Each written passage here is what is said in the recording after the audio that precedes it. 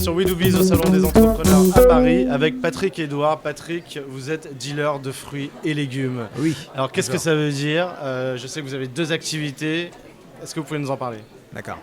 Alors, je ne vais pas pouvoir faire simple, mais je vais essayer d'être bref.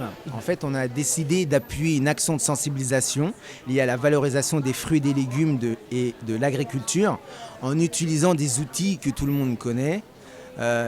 L'événementiel, l'artistique, la mode. Donc on a eu l'idée de créer une marque de vêtements qui s'appelle Dealer de fruits et légumes.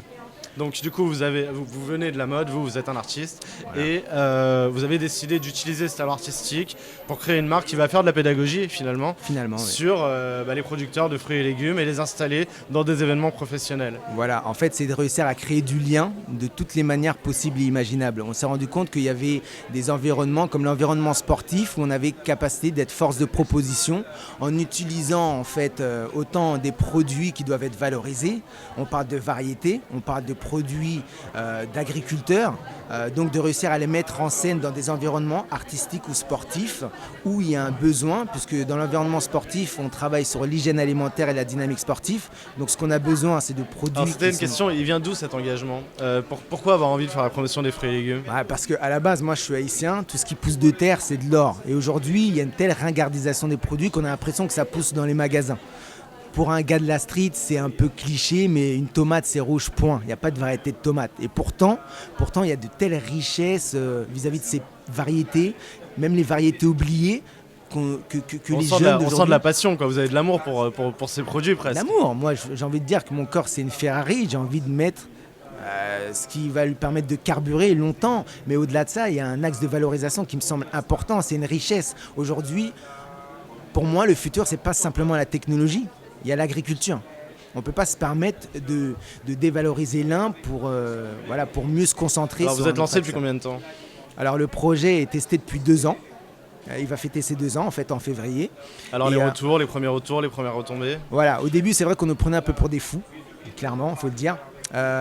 Donc il a fallu qu'on ait un feedback. On a testé, on a fait des études sur le terrain, on est parti sur le terrain en dur et on a eu un certain nombre de constats qui nous a permis de constater qu'il fallait continuer.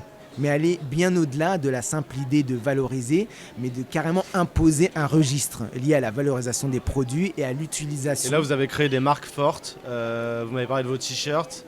Voilà.